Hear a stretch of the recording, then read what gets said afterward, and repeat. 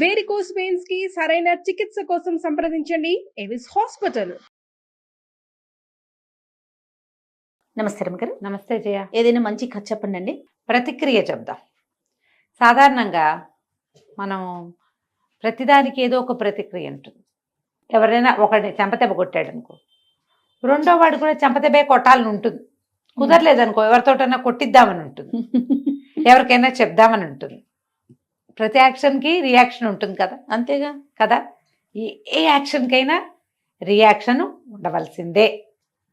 కనీసం వాడు రెండు తిట్లైనా తిడతాడు, కాసేపు ఏడుస్తాడు, కనీసం అదైనా ఉండాలిగా రియాక్షన్, కదా.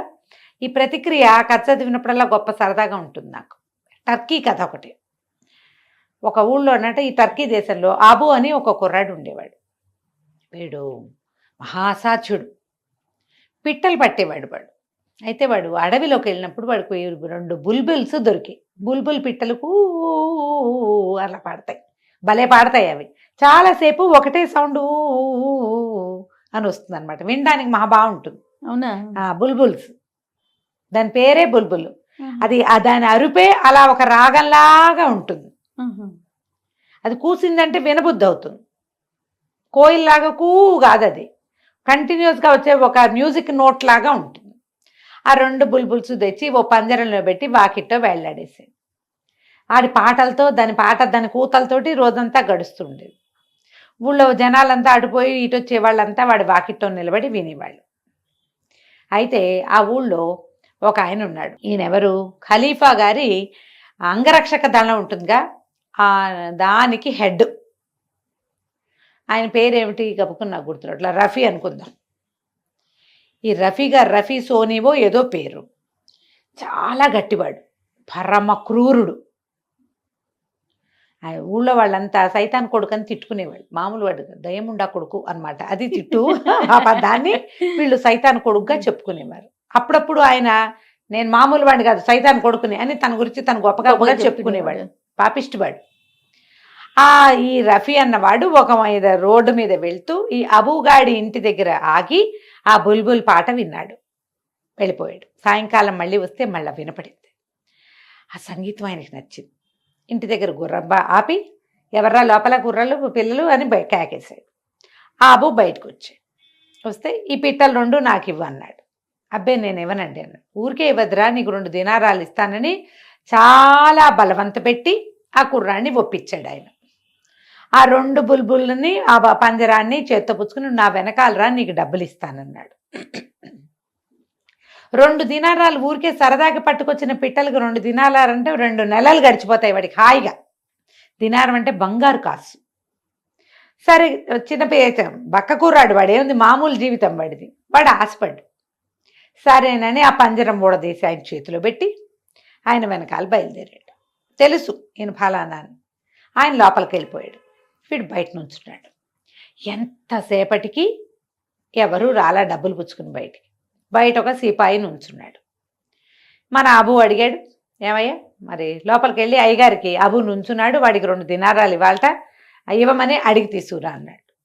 సిపాయి అన్నాడు, నాయన ఆయన మా సామాన్యుడు కాదురా, అట్లా అడగడానికి గిడగడానికి వీల్లేదు, ఆయన ఇస్తే ఇచ్చినట్టు లేకపోతే పోయినట్టు, ఎంతో ఎందుకు పెట్టుకుంటావురా నువ్వు, పో పిచ్చి వెధవా నువ్వెవరివో అన్నాడు. అనేసరికి అట్లా కాదు, నేను అడవిలో నుంచి బోళ్ళంతా శ్రమపడి 2 బుల్బుల్ పిట్టలు తెచ్చుకున్నా, వాటిని వాకిట్లో వెళ్ళాడు కడితే ఈయనంతటా ఆయన ఆశ పెట్టాడు, 2 దినారాలు ఇస్తానన్నాడు, నన్ను రమ్మన్నాడు, నేను వాకిట్లో నుంచున్నా, ఆయన లోపలికి వెళ్ళాడు, నువ్వు వెళ్ళి అడుగు నా కోసం అని ఆ సిపాయిని వెంబడబడ్డాడు.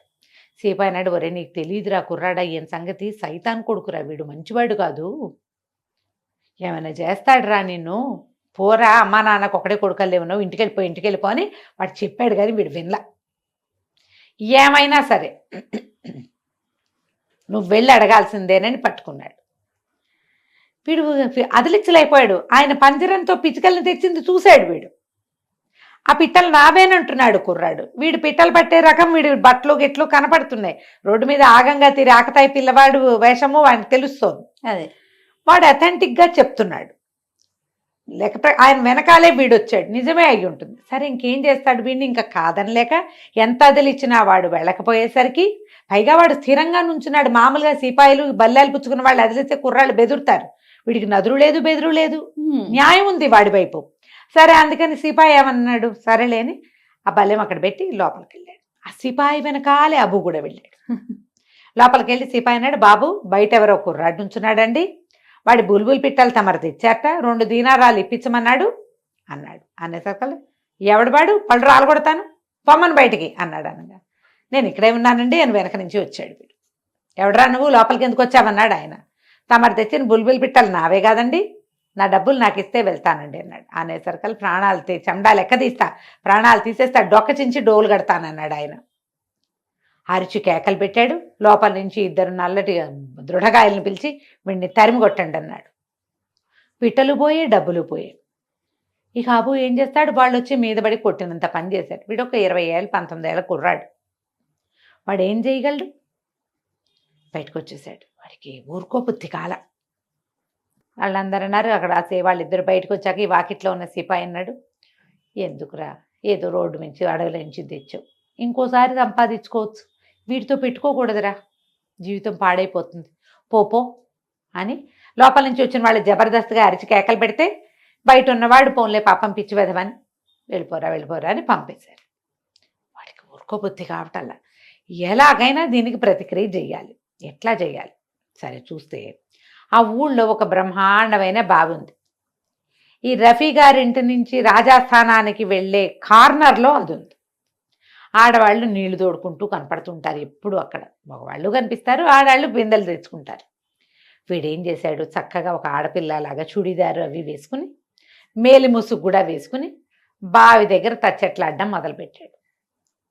ఎప్పుడైతే చూశాడు, ఈ మధ్యాహ్నం ఈ పొద్దుటి పూట అంతా హడావిడిగా ఉంటాయి, గిలకలు లాగుతూ ఉంటారు జనము.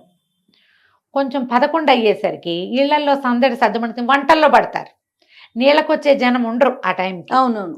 11-11:30 అయ్యేసరికి మనం పల్లెటూళ్ళల్లో గమనిస్తాం, పొద్దున్న పూటే చల్లదనంలో వస్తారు, ఎండెక్కాక ఎవరు ఆడాళ్ళు రారు, ఇళ్లలో పనులు ఉంటాయిగా, చంటి పిల్లల గోలలు అవి ఉంటాయి. వీడు అట్లా ఖాళీగా ఉన్న సమయం చూసుకుని బావి దగ్గర చేరాడు. ఈ రఫీ గారి కార్నర్ తిరిగి వస్తుంటే చేతిలో ఉన్న చేదని లోపల వదిలేసి అయ్యో అయ్యో అయ్యో నా చేత పడిపోయింది, ఇంకేముంది నేను చచ్చిపోను అని కేకలు పెట్టాడు. మేలి ముసుగులో సన్నగా పొడుగ్గా కనపడుతున్న ఈ ఆడపిల్లని చూసేసరికి ఎవరో అమ్మాయి ఏడుస్తోందని, ఆ రఫీ గారు ఆయన మరి గవర్నమెంట్లో పెద్ద పోస్టులో ఉన్నాడు. వాకిట్లో కనపడిన బుల్బుల్ పిట్టలు తీసుకెళ్ళిపోయే జబర్దస్తు ఉంది, డబ్బులు ఎగ్గొట్టుకోగలిగే దిల్దార్తనం ఉంది ఆయనకి. ఇలా పోనీ మన రాజ్యంలోనే ఏదైనా ప్రాబ్లం వస్తే సాల్వ్ చేయాలి. ఇప్పుడు పోలీస్ కానిస్టేబుల్ ఎవరన్నా వెళ్తుంటే ఎవరన్నా కింద పడంగానే ఆయన రాడు సహజంగా. అవును. అలాగా డిపార్ట్మెంట్లోనో గవర్నమెంట్ సర్వీస్లో ఉండేవాళ్ళు సహజమైన ఒక ఐడియాతోటి వచ్చేసాడు దగ్గరికి. వచ్చి ఏమిటి అన్నాడు. అనేసరికి నా చాది పడిపోయిందండి, మరి మా అత్త మామ కొట్టి చంపేస్తారు నన్ను అంటే, ఏది అన్నాడు. ఇదిగోండి అని చూపించింది. ఆయన లోపల తొంగి చూడంగానే ఈ కుర్రాడు ఏం చేశాడు, ఈ రఫీ వీడు ఏమి అబుగాడు ఆయన కాళ్ళు పట్టుకుని లేవదీస్తూ వచ్చేసాడు నూతులోకి. ఊరిని వాడు చురుగ్గా ఉన్నాడు. ఈయన ఒక 40 ఏళ్ల వాడు, మంచి వస్తాదు. బావిలోకి చూడాలని ఇట్టా చూస్తే కుదరదుగా, అటా వంగాలి. వంగంగానే వీడు కింద కూర్చుని 2 కాళ్ళు పాదాలు లేపేశాడు పైకి. లేపంగానే ఆయనని తల కిందకి కాళ్ళు పైకిగా బావిలో పడిపోయాడు. చేతులు దులుపుకొని మనవాడు మేలు ముసుగు సవరించుకుంటూ వెళ్ళిపోయాడు. ఇంకేముంది, కానీ పడ్డ రఫీ గారికి దెబ్బలు తగిలినాయి కానీ ఆయనకేం అవ్వాల. ఈయన చచ్చూరుకుంటాడని కుర్రాడు అనుకున్నాడు. 2 బుల్బుల్ పిట్టలు తీసుకుని 2 దినారాలు ఎగ్గొట్టినందుకు చంపేయాలా? అక్కర్లేదుగా. కానీ వాడికి ఒళ్ళు మండిపోయింది, చేసేసాడు. ఆ లోపల పడ్డ ఆయన ఇక కేకలు పెట్టడం మొదలుపెట్టాడు. చాలాసేపటికి తెప్పరిల్లల తలకాయకి తగిలింది దెబ్బ. కొంచెం కాసేపటికి తేరుకుని కేకలు పెడుతుంటే 12:30-1 భోజనాల వేళకి ఆడంగులు చేరారు కొంతమంది. బావిలోంచి అరుపులు వినపడేసరికల్లా హడిలిపోయి మామూలుగా బావిలో సైతాన్ చేరింది అలాంటి కథలు వినేవాళ్ళు. ఆడాళ్ళు ఎవర్రా నువ్వు, సైతాన్ సైతాన్ కొడుకువండి. ఈయన బాగా ఆలోచించుకుని తను ఏమంటారు, సైతాన్ కొడుకు, నేను సైతాన్ కొడుకున్నానండి అన్నాడు. ఆనంగానే వీళ్ళు అంటున్నారు, అయ్య బాబు ఇంకేముంది దయ్యం చేరింది నూతిలో అని చెప్పి ఆ బావి పక్కన ఇంత బండరాళ్ళు ఉంటే వీళ్ళు బిందె అంచుకుని తోముకోవడానికి బండరాళ్ళు పెడతారు, ఓ రాయి ఎత్తి పడేశారు. అయ్యో పడేసరికి ఈయన ఏదో పడుతుందని తప్పుకున్నాడు. గూడు మీద పడింది కానీ నెత్తి మీద పడలా, పోనీలే. తప్పుకున్నాడు. ఈ ఆడాళ్ళు పరుగులు పెడుతూ పోయారు. అయ్యో అయ్యో ఊరబావిలో సైతాన్ కొడుకు పడ్డాడు, ఇక మంచినీళ్ళు ఎక్కడివి, ఖలీఫా ఏం చేస్తాడు అని ఇట్లా రకరకాలుగా చెప్పుకున్నారు. కర్ణాకర్ణిగా ఆ వాకిళ్లలో ఉన్న ఒకళ్ళిద్దరు పెద్దవాళ్ళ చెవిన పడ్డాయి. మగవాళ్ళు విన్నారు. ఏమిట్రా ఇదేని కుర్రాళ్ళని సాయంకాలం పనుల నుంచి మగవాళ్ళు బయట వస్తారు కదా, రాగానే వాళ్ళకి చెప్పారు బావిలో ఏదో పడిందని. ఆడాళ్ళంతా చెప్పుకుంటారు, ఏమిటో చూడండి రా అది. తీరా చూస్తూను ఈ మగవాళ్ళు 5-6 చేరి వెళ్ళేసరికి లోపల నుంచి ఆయన అరుపులు వినపడుతున్నాయి. ఎవరు ఏమనంటే నేనే రఫీ సోనిని చెప్పేసరికి అయ్యో బాబోయ్ ఈయన ఇట్ట పడిపోయాడని ఓ నులక మంచం లోపలికి దించి ఆయన గూడుకి ముందు పడ్డప్పుడు బుర్రకి తగిలింది, ఈ రాయి విసిరినప్పుడు గూడుకి తగిలింది, బావిలో అదాటుగా పడ్డంతో మొహం కదిలిపోయింది. ఎట్టగొట్ట ఆ నులక మంచం మీదకి ఆయన చేర్చి పైకి లాగారు. పెద్ద బావి. కానీ ఎవరైతే ఈ అబూగాడు ఈయన పడేశాడో, ఒకవేళ ఈయన బతికే ఉంటే ఈయన పగ తాచుపాం పగ, అందుకని వాడు వదిలిపెట్టి వెళ్ళిపోయాడు. ఇక్కడి నుంచి వెళ్ళిపోయాడు. వెళ్ళిపోయాక 3-4 రోజులకి కబురు వచ్చింది ఈయన చావలేదని, బతికే ఉన్నాడని.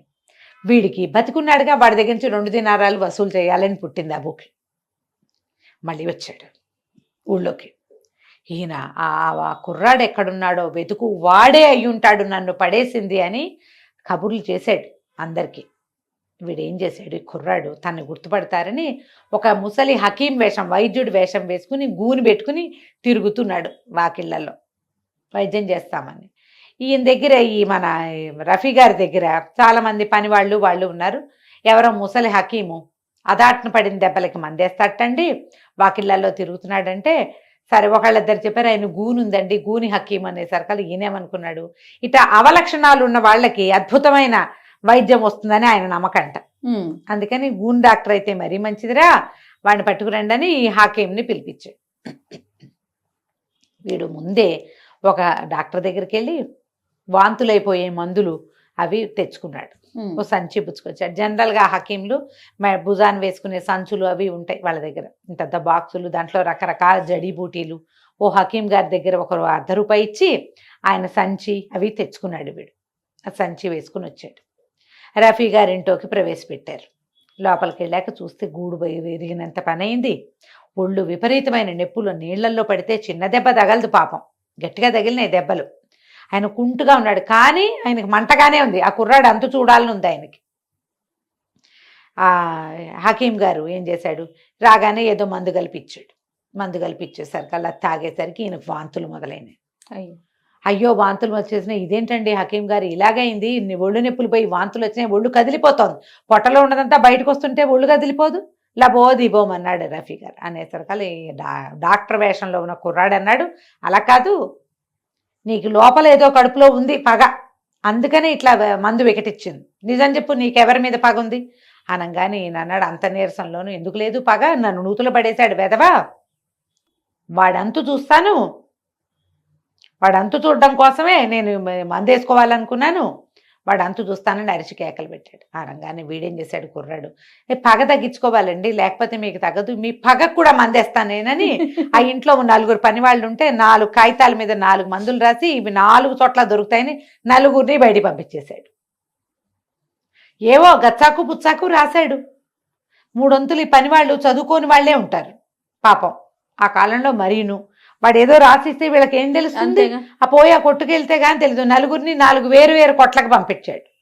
వాళ్ళందరూ వెళ్ళంగానే వీడు ఏం చేశాడు, ఆ మంచం మీద నీరసంగా రోజుతో పడుకుని ఉన్న రఫీ గారి దగ్గర తన గడ్డము ఆ గూని పీకేసి, నేనే అబూని, ఇప్పుడు చూడు నా అంతు నువ్వేం చూస్తావో, నా చిలకలు కొట్టేసి నా డబ్బులే కొట్టినందుకు నీకు ప్రతిక్రియ చేశాను నేను అనేసరికి అంత నీరసంలోనూ ఈయన గబుక్కుని పక్కన చేతికర్ర అందుకుని మీద కలిపడిపోయాడు. కలిపడిపోతే ఈయన నీరసంగా ఉంది, దెబ్బలు తగులున్నాడు. వాడేమో జవజవలాడుతున్న కుర్రాడు. వాడేం చేశాడు, 2 చేతులు వెనక్కి పట్టేసుకుని, నువ్వేదో అనుకుంటున్నావు, నీకు ఇందాక ఇచ్చిన మందు చావు మందు, 2 గంటల్లో చచ్చి ఊరుకుంటావు, అయ్యో 200 వరహాలు అక్కడ పెట్టు మొహరీలు, అప్పుడు నీకు యాంటీడాట్ ఇస్తా, లేకపోతే చచ్చావే, నువ్వు నన్ను కొట్టినా నన్ను చంపినా నువ్వు చచ్చేది, ఇప్పుడు నీకు దెబ్బలు తగిలినా నన్ను కూడా కొడతావు, కత్తు చూపొడి చేస్తావు, నీ పని వాళ్ళతో చంపిస్తావు, మందు మాత్రం చెప్పను, నీకు మందు చెప్పను, నేను చచ్చేదే, నువ్వు కూడా చస్తావు నాతో పాటు, ఇందాక నీకు ఇచ్చిన మందు వాంతుల మందు కాదది చావు మందు, అనగానే హడిలిపోయాడు ఆయన. బాబు ఇచ్చేరా మంది అన్నాడు. ఇచ్చేయాలంటే 200 పెట్టు, నా 2 దినారాలకి 200 దినారాలు ఇస్తే గానీ నిన్ను వదిలిపెట్టను అన్నాడు. ఈయన గబగబా లోపలికి వెళ్ళి 200 దినారాలు 2 మూటలు పుచ్చుకొచ్చి వీడి చేతిలో పెట్టాడు. ఆ మంది ఇచ్చేరా అన్నాడు. నువ్వు నా వెంట పడవన్న గ్యారంటీ ఏమిటని అడిగాడు కుర్రాడు. దేవుడి మీద ప్రమాణం, అల్లా మీద ఒట్టు, నీ జోలికి రాను నేను, ఇవాళ నన్ను బతికిచ్చు, ఈ దెబ్బలు తగ్గాక నా దారిని నేను చూసుకుంటానంటే వాడు ఏం చేశాడు, ఓ తేనె కలిపిన నీళ్ళు చిన్న గ్లాస్ తోటి కలిపిచ్చాడు. ఏమీ చేయలేవాడు. ఇందాకది కూడా విషం మందు కాదు, అదే అది ఆ మందు తీగా ఉండేసరికి అది తాగి ఆయన స్థిమితపడ్డాడు. నీ వాంతులు తగ్గిపోతాయి, మెల్లిగా కోలుకుంటావు, 2 రోజులు పడుతుంది, దెబ్బలు తగ్గడానికి 10 రోజులు పడుతుంది, మళ్ళీ నా జోలికి రావద్దు నువ్వు అని చెప్పి కుర్రాడు 200 తీసుకుని కులాసాగా వెళ్ళిపోయాడు.